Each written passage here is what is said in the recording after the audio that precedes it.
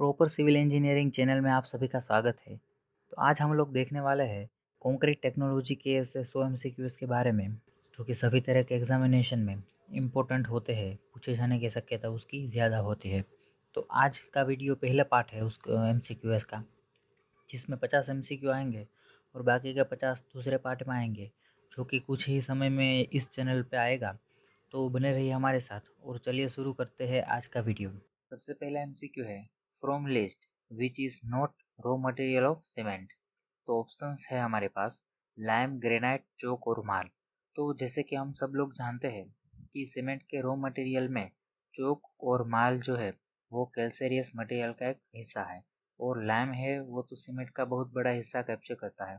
तो यहाँ पे हमारा आंसर हो जाएगा बी, ग्रेनाइट। दूसरे एमसीक्यू की ओर बढ़ते हैं। तो cell is useful to make. तो ऑप्शंस में से हम पता कर सकते हैं कि सेल जो है वो भी सीमेंट बनाने के कंपोनेंट में से ही एक का हिस्सा है। तो सीमेंट हमारा राइट आंसर हो जाएगा। तो आंसर हो जाएगा हमारा ए, सीमेंट। तीसरा एमसीक्यू है which material has tendency of bonding. तो ऑप्शंस कुछ इस प्रकार से है हमारे पास सीमेंट, सैंड, फ्लाई ऐश और एग्रीगेट, जो कि बॉन्ड करता है दूसरे एग्रीगेट को या फिर दूसरे मटेरियल्स को। तो वो टेंडेंसी है सीमेंट के पास, जो कि फाइन एग्रीगेट और कोर्स एग्रीगेट को बॉन्ड करके रखता है। तो हमारा आंसर हो जाएगा यहाँ पे ए। चौथा एमसीक्यू है to get early strength in concrete useful component is. तो C2S, C4AF, C3A और C3S जो कि बॉक्स के कंपाउंड है। तो अर्ली स्ट्रेंथ के लिए अगर हम बात करें तो C3S जो कि चौथा ऑप्शन है, ट्राई कैल्शियम सिलिकेट जो कि ऑप्शन डी है, वो हमारे लिए यूज़फुल होगा। और अगर 7 दिन के बाद की बात करें तो C2S जो है, डाई कैल्शियम सिलिकेट, वो हमारे लिए यूज़फुल होगा। तो आंसर हो जाएगा हमारा डी। जैसे कि किसी भी एग्जाम में पूछे जाने की शक्यता है इस क्वेश्चन की, सीमेंट में इस सारे बॉक्स के कंपाउंड का प्रपोर्शन कितना रहता है। तो C3S का रहता है 30 से 50%, डाई कैल्शियम सिलिकेट का रहता है 20 से 45%, ट्राई कैल्शियम एल्यूमिनेट का रहता है 8 से 12%, और टेट्रा कैल्शियम एल्यूमिनोफेरेट का रहता है 6 टू 10%। तो ये आपको दिमाग में रखना है, कभी किसी भी तरह के एग्जामिनेशन में पूछे जाने की शक्यताएं है इसकी। पांचवा एमसीक्यू है which of the compound is not belonging to Bogue compound. Options में से अगर हम देखें तो हमारा आंसर हो जाएगा नन ऑफ एबोव, क्योंकि वो सारे जो है ABC वो सारे बॉक्स के कंपाउंड है। तो आंसर हो जाएगा हमारा डी। छठा एमसीक्यू है total water requirement of complete hydration of cement. तो यहाँ पे ऑप्शंस है 23, 25, 38 और 15। तो total water requirement complete hydration के लिए हमें चाहिए होगा 38%। पर यहाँ पे दो पार्ट पड़ते हैं। अगर हम बात करें केमिकल रिएक्शन के बारे में तो केवल हमारा 23% वाटर ही जाएगा सीमेंट में। और दूसरे बात करें हम तो जेल स्पेस रेशियो के लिए हमारा बाकी का 15% जाएगा। 23% की बात करें तो वो केमिकल रिएक्शन के लिए जाएगा, और बाकी का 15% जो है वो जेल स्पेस रेशियो के लिए जाएगा। अगर उन दोनों में से पूछते तो हमारा आंसर रिस्पेक्टिवली ये होता 23 और 15। तो यहाँ पे हमारा आंसर हो जाएगा 38%। तो आंसर हो जाएगा हमारा सी। सातवां एमसीक्यू है the process of water with cement is. तो सीमेंट के साथ अगर वाटर मिलाया जाए तो वो प्रोसेस कौन सा होगा। तो हम सब जानते हैं कि वो हीट रिलीज करता है सीमेंट जब उसमें पानी जाता है। तो वो प्रोसेस हो जाएगा हमारा ए, एक्सोथर्मिक प्रोसेस। आठवां एमसीक्यू है the phenomenon of abnormal premature stiffening of cement with in a few minutes of mixing with water is called. तो जब हम पानी मिलाते हैं सीमेंट में तो वो जो क्विक रिएक्शन होता है सीमेंट और पानी का, तो उसे हम क्या बोलते हैं। तो वो हमारा सिंपल सी डेफिनेशन है। तो उसे हम बोलते हैं फॉल्स सेट। फॉल्स सेट यानी क्या, सीमेंट जल्दी से हार्ड होना शुरू हो जाता है, उसको बोलते हैं हम फॉल्स सेट। उसी को घटाने के लिए हम सीमेंट में यूज़ करते हैं जिप्सम, जो कि सीमेंट के वेट से 2 to 3% होता है, जो कि फॉल सेट के टाइम को काफ़ी हद तक घटा करके सीमेंट का हम यूज़ थोड़ी देर और के लिए हम कर सकते हैं। नवा एमसीक्यू है which statement is correct for rapid hardening cement या फिर RHC। तो ऑप्शंस कुछ इस प्रकार से है हमारे पास, useful in under water construction, sulphur resistance, develop strength rapidly, और fourth one is mass concreting. तो रैपिड हार्डनिंग नाम पर से हम मालूम कर सकते हैं जिसकी स्ट्रेंथ हमें जल्दी से चाहिए उसमें हम RHC का यूज़ कर सकते हैं। तो आंसर हो जाएगा हमारा सी। 10वां MCQ है, the following agent can be use in the air entraining accept.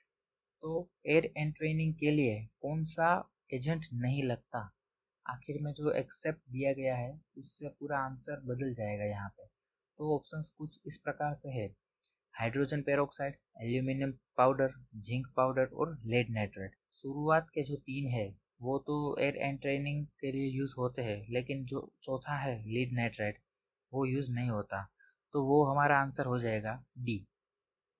11वां MCQ है, which option is suitable for sieve analysis of OPC and RHC for wait residue. तो sieve एनालिसिस के बाद जो कि wait बचता है OPC और RHC में, तो उसका आंसर क्या हो जाएगा हमारे पास। तो ऑप्शंस में से देखें तो आंसर हो जाएगा हमारा बी, क्योंकि वेट रेसिड्यू पूछा है हमें, तो OPC में 10% बचेगा और RHC में 5% बचेगा। तो आंसर हो जाएगा हमारा बी। 12वां MCQ है, Vicat apparatus is useful to measure. तो ऑप्शंस कुछ इस प्रकार से है, setting time, abrasion value, toughness, standard consistency. Vicat apparatus जो है वो सेटिंग टाइम जानने के लिए हम यूज़ करते हैं। तो आंसर हो जाएगा हमारा ए। 13वां MCQ है, minimum initial setting time for OPC and low heat cement is. तो ऑप्शंस में से हम पता कर सकते हैं, OPC के लिए तो 30 मिनट होगा, तो वहाँ पे हमारा एक ही ऑप्शन मैच करता है बी। तो आंसर हो जाएगा हमारा बी। 14वां MCQ है, सिलेक्ट द इनकरेक्ट ऑप्शन। तो ऑप्शंस में से अगर हम देखें तो इनिशियल सेटिंग टाइम और final setting time is equal to 0.85 P water.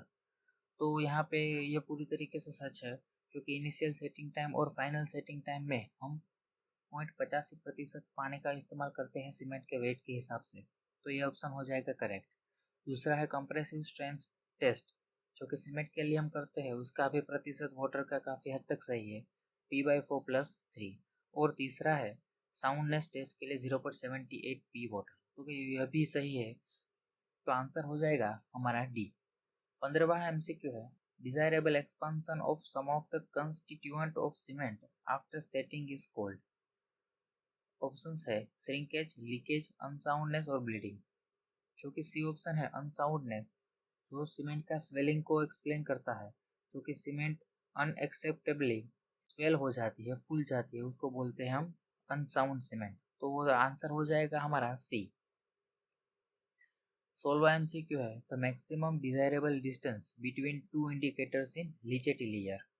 जो कि लीचेटी लेयर है वो साउंडनेस टेस्ट करने के लिए ही हम यूज़ करते हैं, जो कि सीमेंट साउंड है या नहीं, तो वो जानने के लिए हम यूज़ करते हैं। तो एक्सपेरिमेंट के आखिर में हमारे पास जो इंडिकेटर होते हैं लीचेटी लेयर के, तो उन दोनों के बीच का डिस्टेंस जो है वो मैक्सिमम कितने हद तक एक्सेप्टेबल है, तो वो है 10 mm। IS कोड के हिसाब से वो है 10 mm। तो आंसर हो जाएगा हमारा बी।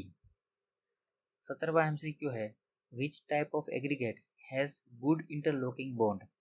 तो ऑप्शंस में से अगर हम देखें तो राउंड, एंगुलर, फ्लेकी और इरेगुलर। तो आंसर हो जाएगा हमारा एंगुलर। तो इमेज में आप देखिए, तो राउंड की अगर हम बात करें तो इस तरीके से राउंड होते हैं, उसमें बीच में काफ़ी हद तक जगह रहती है, तो उसको फिल करने के लिए हमें काफ़ी हद तक अलग अलग साइज़ के फाइन एग्रीगेट की ज़रूरत पड़ेगी।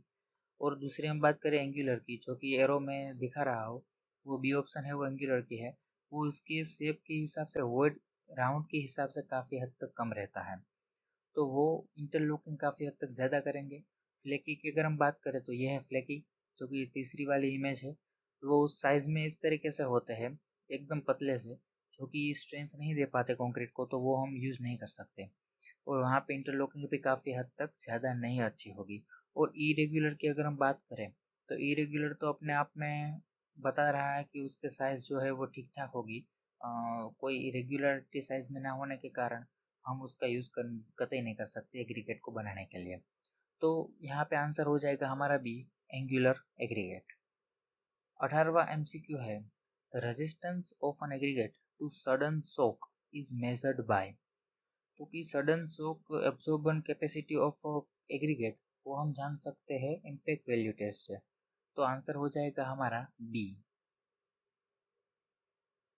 19वां MCQ है the phenomenon of increase in volume of fine aggregate caused by presence of free moisture is called. जो कि फाइन एग्रीगेट में फ्री मॉइस्चर होता है उसके कारण उसके वॉल्यूम में जो बढ़ोतरी होती है उसको हम क्या बोलते हैं, तो वो होते हैं बल्किंग, जो कि एक टेक्निकल टर्म है, उसको बोलते हैं हम बल्किंग, जो कि फाइन एग्रीगेट में ज़्यादा होता है। तो आंसर हो जाएगा हमारा सी। तो यहाँ पे हो जाएगा कि bulking of fine aggregate varies from 15 to 30%। तो यह आपको याद रखना है, अगर कहीं एग्जामिनेशन में पूछे तो बल्किंग के लिए फाइन एग्रीगेट की जो वैल्यू है वो 15 से 30% के बीच रहती है, जो कि काफ़ी हद तक सेंड के लिए लागू होती है। 20वां MCQ है alkali aggregate reaction due to fine aggregate, coarse aggregate, granite और जिप्सम। अल्कली रिएक्शन जो है वो फाइन एग्रीगेट के ही कारण होता है, जिसको हम बोलते हैं सैंड के कारण, क्योंकि सैंड जो होती है वो अल्कली के साथ सोडियम ऑक्साइड और पोटेशियम ऑक्साइड के साथ मिलकर वो जेल बना देती है और वहाँ पे स्वेलिंग की प्रॉब्लम जो है शुरू हो जाती है। तो अल्कली रिएक्शन जो है वो फाइन एग्रीगेट के हिसाब से होता है। तो आंसर हो जाएगा हमारा ए। 21वां MCQ है for fine sand value of fineness modulus is. Options कुछ इस प्रकार से है 2.2 to 2.6, 2.6 2.9 to 3, 2.9 to 3.2 और 3.2 to 3.4। तो फिर आंसर हो जाएगा हमारा ए। 22वां MCQ है permissible limit of sulphate in construction water as per IS 3025। तो ऑप्शंस कुछ इस प्रकार से है 200 ml, 300 ml, 400 ml या फिर 500 ml। तो यहाँ पे आंसर हो जाएगा हमारा 400 ml, जो कि IS कोड के हिसाब से है, जो कि आप स्क्रीन पर देख सकते हैं। IS 456 के हिसाब से भी इसकी लिमिट सेट की जा सकती है, क्योंकि सल्फेट है उसकी वैल्यू तीसरा वाला अगर आप देखें तो यहाँ पे तो जो है उसकी 400 mg पर एल जो है उसकी कैपेसिटी है, उससे ज़्यादा नहीं होना चाहिए। 23वां MCQ है most commonly used accelerator admixture is. Options में से अगर हम देखें तो कैल्शियम क्लोराइड जो है ऑप्शन बी वो ज़्यादा कॉमनली यूज़ होता है एक्सेलरेटर के लिए। तो आंसर हो जाएगा हमारा बी। और अगर आप इमेज में देखें तो वहाँ पे उसकी जो कि इमेज है जो कि किस तरीके से दिखता है कैल्शियम क्लोराइड, तो आपको वहाँ पे भी आइडिया हो जाएगा। अगर आप साइट पर जाए तो आप इजीली आइडेंटिफाई कर सकते हैं कि ये कैल्शियम क्लोराइड है।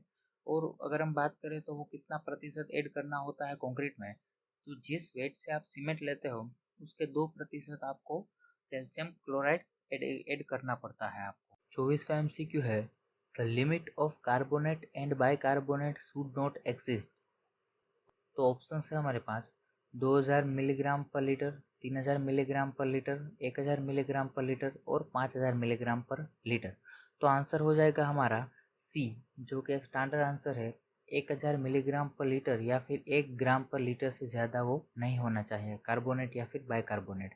तो आंसर हो जाएगा हमारा सी। 25वां MCQ है विच admixture permit reduce 30% of water without reducing workability of concrete। जो कि एडमिक्सर की बात है तो यहाँ पे ऑप्शंस में से हम देखें तो bonding admixture, super plasticiser, water proofing admixture और पोजोलोना एडमिक्सर। जो कि सुपर प्लास्टिसाइजर है वो एक ही ऐसा है जो कि 30% वाटर के रिक्वायरमेंट को कम करके without affecting workability of concrete. तो आंसर हो जाएगा हमारा बी। 26वां MCQ है efflorescence in cement is caused due to an excess of. Efflorescence यानी क्या होगा, जो कि सीमेंट को फूल जाना है, सीमेंट फूल जाती है वो किसकी वजह से होता है। तो वहाँ पे आंसर हो जाएगा हमारा सी अल्कली। 27वां MCQ है the standard sand now days used in India obtained from. तो ऑप्शन है हमारे पास राजस्थान, इंदौर, गोवा और तमिलनाडु। तो यहाँ पे आंसर हो जाएगा बी। इंदौर में से इंडिया में काफ़ी हद तक ज़्यादा स्टैंडर्ड लेवल की जो सैंड है वो यूज़ की जाती है, वो मिलती है। तो इंदौर से पूरे इंडिया में स्टैंडर्ड तरीके की सैंड का यूज़ हम करते हैं। तो आंसर हो जाएगा बी।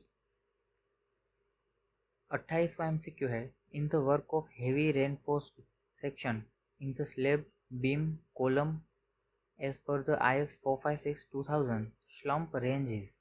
तो वैल्यू हम अगर देखें तो 150 से 100 के बीच का स्लम्प जो है हेवी रेनफोर्समेंट सेक्शन के लिए सूटेबल है।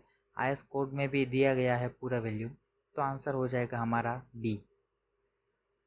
29वां MCQ है, in concrete segregation can be define as. तो ऑप्शंस में से अगर हम देखें तो well graded aggregate, fully compacted concrete, separating out ingredients, high specific gravity. तो अगर आप जानते होंगे तो सेग्रीगेशन मतलब फाइन एग्रीगेट और कोर्स एग्रीगेट का बिल्कुल अलग थलग हो जाना।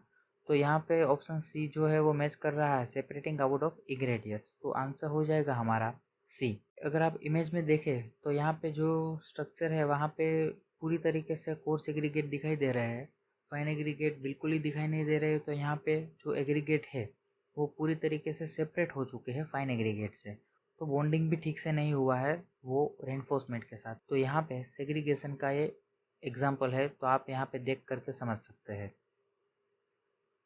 30वां MCQ है, चूज द करेक्ट स्टेटमेंट।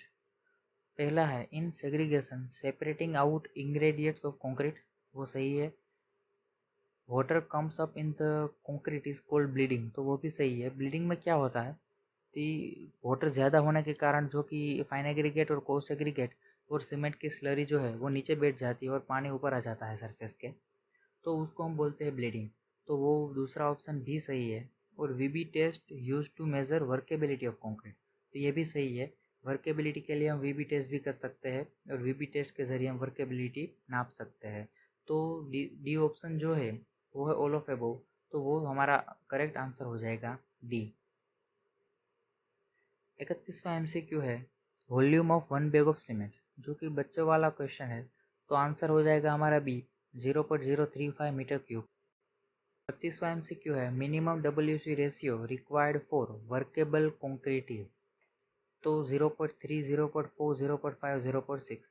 तो जैसे कि हम लोग जानते हैं स्टैंडर्ड वैल्यू जो है WC की, वाटर सीमेंट रेशियो की, तो वो है 0.4 to 0.6। तो यहाँ पे हम स्टैंडर्ड तरीके से ले सकते, मिनिमम यहाँ पे पूछा है तो आंसर हो जाएगा हमारा बी। 33वां MCQ है, which type of vibrator is generally use for compacting of concrete. तो जनरली हम लोग नीडल वाइब्रेटर का यूज़ करते हैं। ज़्यादातर किसी भी तरह के कंक्रीटिंग में नीडल वाइब्रेटर हम आसानी से यूज़ कर सकते हैं। तो यहाँ पे आंसर हो जाएगा हमारा ए, नीडल वाइब्रेटर। 34वां MCQ है, up to 200 mm depth which vibrator is useful. तो ऑप्शन है needle vibrator, plate vibrator, tamping by rod और सरफेस वाइब्रेटर। नीडल वाइब्रेटर हम लोग काफ़ी हद तक यूज़ कर सकते हैं सभी तरह के काम में, तो 200 mm डेप्थ के लिए सरफेस वाइब्रेटर है वो काफ़ी हद तक मदद करेगा। तो आंसर हो जाएगा यहाँ पे हमारा डी।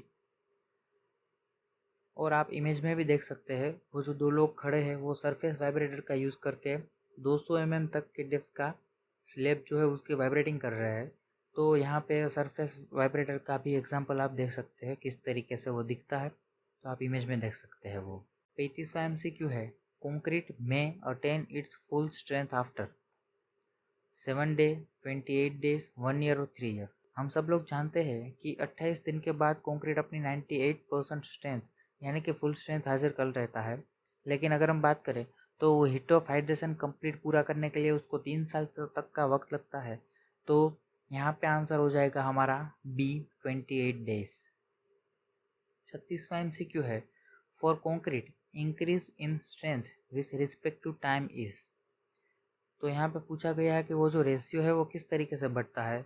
तो लीनियर हो गया, पैराबोलिक हो गया, नॉन लीनियर हो गया या फिर नन। तो वो हो गया नॉन लीनियर, क्योंकि 7 दिन के बाद जो स्ट्रेंथ मिलेगी वो 14 दिन के बाद नहीं मिलेगी, उससे ज़्यादा होगी। और 14 दिन के बाद जो होगी उससे ज़्यादा 28 दिन के बाद होगी, तो वो पूरा नॉन लीनियर होगा। तो यहाँ पे आंसर हो जाएगा हमारा सी, नॉन लीनियर। 37वां MCQ है हमारे पास, rheology of concrete is deal with. तो यहाँ पे ऑप्शंस है deformation, mix behaviour, placement of mix और ऑल। तो यहाँ पे आंसर हो जाएगा हमारा डी। 38वां MCQ है, appropriate ratio of concrete strength at 7 day to 28 days. तो यहाँ पे रेशियो हमारा है 2/3, जो कि 7 डेज से लेकर जो कि 7 डे की स्ट्रेंथ और 28 डे की स्ट्रेंथ को मिला करके हम बनाते हैं। तो वो आंसर हो जाएगा हमारा बी, 2/3। 39वां MCQ है, creep coefficient of concrete at 1 year is approximately. तो 1.1 आंसर हो जाएगा उसका, क्योंकि वो पूरी तरीके से याद रखने का क्वेश्चन है। वो डेटा है पूरा, 1 ईयर के बाद क्रीप कोएफिशिएंट हो जाएगा 1.1। तो आंसर हो जाएगा हमारा ए। 40वां MCQ है, the tensile strength of concrete is approximately blank of its compressive strength. तो यहाँ पे रेशियो पूछा है जो कि कंक्रीट की टेंसाइल स्ट्रेंथ नील के बराबर होती है, लेकिन वो टेंसाइल स्ट्रेंथ कंप्रेसिव के हिसाब से कितनी होती है वो हमें पता करके बताना है यहाँ पे। तो 50, 30, 40 और 10, तो 10% जो है वो टेंसाइल स्ट्रेंथ होती है कंक्रीट की कंप्रेसिव स्ट्रेंथ की तुलना में। तो आंसर हो जाएगा हमारा डी। 41वां MCQ है, स्टैंडर्ड साइज का उसमें दिया गया है डाया और height of cylinder for compression test of concrete is. तो यहाँ पे ऑप्शन है 300/150, 200/150, 400/150, 300/200। तो सिलेंडर की साइज़ अगर आपने कंप्रेसिव स्ट्रेंथ किया होगा या फिर करेंगे तो आपको मालूम पड़ेगा कि 300/150 की स्टैंडर्ड साइज़ होती है सिलेंडर की। उस पर हम कंक्रीट के कंप्रेशन टेस्ट की वैल्यू को चेक करते हैं, तो आंसर हो जाएगा हमारा ए, 300/150 mm। 42वां MCQ है हमारे पास, which ingredients is more in the cement. तो यहाँ पे ऑप्शन है लाइम, मैग्नीशियम, एल्यूमिनियम, सिलिका। तो ये सारे कंपोनेंट तो है सीमेंट के, लेकिन सबसे ज़्यादा कौन सा है तो ये हमें पता करना होगा। तो हम सब लोग जानते हैं कि सीमेंट में लाइम जो है सबसे ज़्यादा होता है, 60% से ज़्यादा लाइम का प्रमाण होता है। तो आंसर हो जाएगा हमारा ए, लाइम। तो यहाँ पे साइड में परसेंटेज भी दिखाई दे रहा है आपको। लाइम 60 से 65% हो जाता है, सिलिका 17 से 25%, मैग्नीशियम जो है वो 1 से 3%, एल्यूमिनियम जो है वो 3 से 8% होता है सीमेंट में। 43वां MCQ है, an aggregate is said to be elongated if length is. तो इलोंगेटेड यानी कि जिसकी लंबाई उसकी वेट से ज़्यादा है, तो वो कितनी ज़्यादा होगी तो हम उसको इलोंगेट बोलेंगे। तो आंसर हो जाएगा हमारा ए, जो कि 1.8 टाइम्स टू मीन साइज। 44वां है, setting time of cement can be increased by adding. पहला है स्टार्च, कैल्शियम क्लोराइड, जिप्सम और कैल्शियम लिग्नोसल्फेट। जो जिप्सम जो है वो वेट के हिसाब से हम डालते हैं सीमेंट में, उसके सेटिंग टाइम को बढ़ाने के लिए, जो कि 2 से 3% होता है उसके वेट का। तो आंसर हो जाएगा हमारा यहाँ पे सी, जिप्सम। 45वां MCQ है, if aggregate size is more than 75 mm is known as. तो यहाँ पे ऑप्शंस है स्टोन, साइक्लोपियन, बुल्डर और नन। जो कि 75 mm से ज़्यादा होगा उसको ज़्यादातर हम लोग जानते हैं साइक्लोपियन के नाम से। तो आंसर हो जाएगा हमारा बी। और आप लोग इमेज में भी देख सकते हैं, इस तरीके के पत्थर को हम साइक्लोपियन बोलते हैं, जो कि 75 mm से ज़्यादा होता है अक्सर। 46वां MCQ है, the most useless aggregate is which surface is. Option है हनीकॉम, ग्लेसी, स्मूथ और रफ। तो ग्लेसी सरफेस होगी अगर एग्रीगेट की, तो वो पूरी तरीके से बॉन्ड नहीं कर पाएगा, तो वो हमारे लिए पूरी तरीके से यूजलेस होगी। तो इस क्वेश्चन का आंसर हो जाएगा बी। 47वां MCQ है, slump test of concrete is measured its durability, toughness, hardness और कंसिस्टेंसी। तो आंसर हो जाएगा हमारा कंसिस्टेंसी, क्योंकि स्लम टेस्ट जो है वो कंसिस्टेंसी नापने के लिए हम यूज़ करते हैं ऑन साइट। तो आंसर हो जाएगा हमारा डी, कंसिस्टेंसी। 45वां MCQ है हमारे पास, addition of pozzolana in concrete mix improve. अगर हम पोजोलोना ऐड करते हैं तो वो क्या इंक्रीज करता है हमारे कॉन्क्रीट में? Workability, resistance and chemical attack, both और नन। तो वर्केबिलिटी भी इंक्रीज करता है और रेजिस्टेंस, केमिकल अटैक भी वो इंक्रीज करता है। तो आंसर हो जाएगा हमारा सी, बोथ।